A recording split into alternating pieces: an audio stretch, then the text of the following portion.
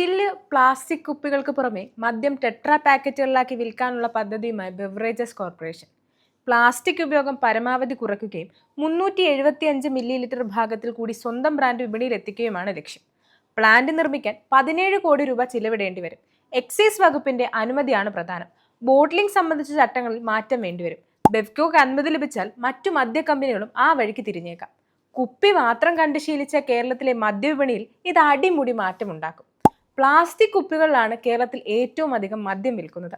ഏറ്റവും അധികം വിൽപ്പന 375 മില്ലി ലിറ്റർ കുപ്പികളിലും. ബെവ്കോയുടെ സ്വന്തം ബ്രാൻഡായ ജവാൻ നിലവിൽ 750 ml 1000 മില്ലി ലിറ്റർ കുപ്പികളിൽ മാത്രമേ വിപണിയിലുള്ളൂ. പാലക്കാട്ടെ മലബാർ ഡിസ്റ്റിലറിയിൽ കൂടി മദ്യം ഉൽപ്പാദനം തുടങ്ങുന്ന സാഹചര്യത്തിലാണ് സ്വന്തം ബ്രാൻഡുകൾ ടെട്രാ പാക്കറ്റുകളിലേക്ക് കൂടി മാറ്റാനുള്ള ബെവ്കോയുടെ ആലോചന. 1/2 ലിറ്ററിൽ താഴെയുള്ള പ്ലാസ്റ്റിക് കുപ്പികളിൽ വെള്ളം വിൽക്കുന്നത് നിരോധിച്ച സർക്കാർ ഉത്തരവ് മദ്യക്കുപ്പികൾക്ക് ബാധകമല്ലെന്ന് നികുതി വകുപ്പ് പറയുകയും ചെയ്തു. എക്സൈസ് കമ്മീഷണറുടെ റിപ്പോർട്ടിന്റെ അടിസ്ഥാനത്തിലാണ് തീരുമാനം. പ്ലാസ്റ്റിക് പെറ്റ് ബോട്ടുകളിലേക്ക് ബാധകമായ 2019 ഉത്തരവ് മദ്യക്കുപ്പികൾക്കും ബാധകമാണെന്നാവശ്യപ്പെട്ട ഹർജിയിൽ 2 മാസത്തിനകം തീരുമാനമെടുക്കാൻ ഹൈക്കോടതി സർക്കാരിനോട് കഴിഞ്ഞ ഏപ്രിൽ നിർദ്ദേശിച്ചിരുന്നു. പരാതിക്കാരൻ, മലിനീകരണ നിയന്ത്രണ ബോർഡ്, ബെവ്കോ കമ്പനികൾ എന്നിവരുടെ വാദം കേട്ട ശേഷമാണ് എക്സൈസ് കമ്മീഷണർ റിപ്പോർട്ട് നൽകിയത്.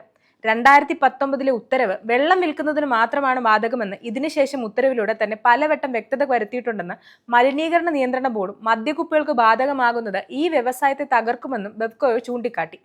പ്ലാസ്റ്റിക് മദ്യക്കുപ്പികൾ തിരിച്ചെടുക്കുന്നുണ്ടെന്ന് നിർമ്മാതാക്കൾ ഉറപ്പാക്കുന്നുണ്ടെന്നും എന്നാൽ ചില്ലുകുപ്പികൾ ഉപേക്ഷിക്കപ്പെടുകയാണ് ചെയ്യുന്നതെന്നും മദ്യക്കമ്പനികളും വാദിച്ചു.